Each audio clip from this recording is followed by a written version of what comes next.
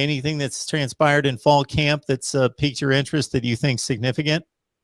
Anthony Richardson, the backup quarterback, has played really good. And I would say it's kind of it's not a quarterback controversy. I guess you could say quarterback battle, but it's not really. He's just proven that he can be a really good second quarterback for Florida. That's about the best way to put it. Garrett McGee's actually meeting with the media right now, and before I came right here, he's the quarterback coach.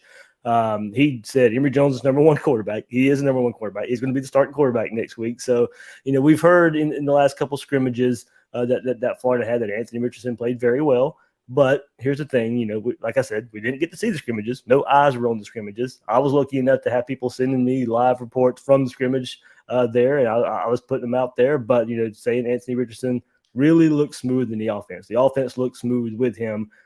But, of course, to begin with, it's first team versus first team, and that's Emory Jones going against first team defense, and then it's second team versus second team. So without being there, without seeing it myself, you don't know how they're mixing ones and twos and all that kind of stuff. This is Emory Jones' team. Emory Jones is the quarterback. He'll get first crack at it.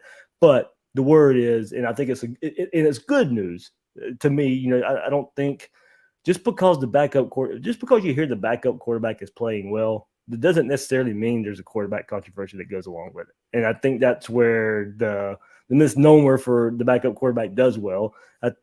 Everybody automatically kind of just shifts to there's a quarterback battle. Not really. But it's not to say Anthony Richardson could not do well if he had the opportunity to do so. Emory Jones has looked good. I think Dan Mullen's putting him in situations that he needs to learn from. Look, we know what you can do. We know you can run the ball. We know you can throw the ball deep.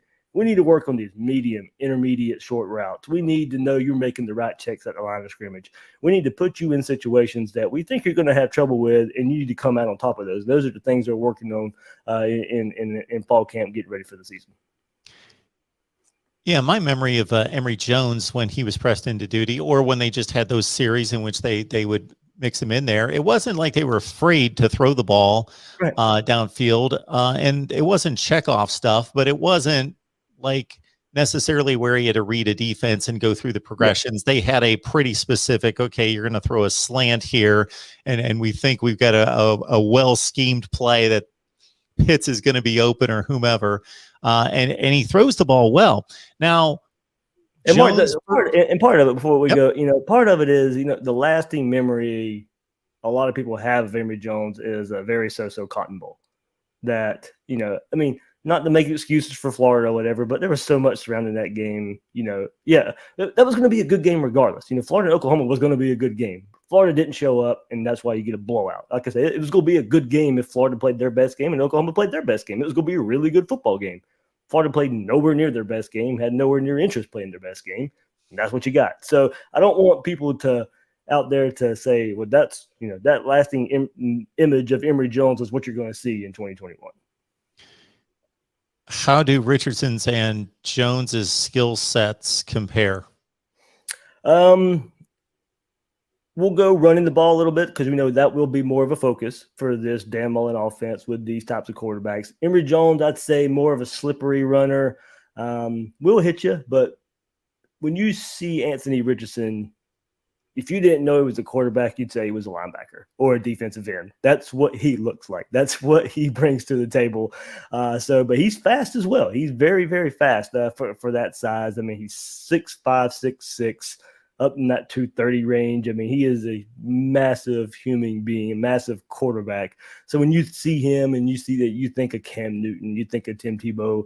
Emory Jones, you're a little more slender, slasher type of runner. They're probably speed, top end speed, they're probably about the same there. Now, as far as arm goes, Emory Jones, live, big arm, can really chuck it down the field. Anthony Richardson, just haven't really got to see a whole lot from him. Really struggled with his completion percentage and accuracy in his first 3 years of high school. Bumped that up over 60% in his final year of high school there before he got injured. I think he played in 6 games in his senior year of high school. Sprinkled in here and there in last year in his freshman. Tough for a freshman quarterback to come in, especially when you're behind Kyle Trask and Emory Jones.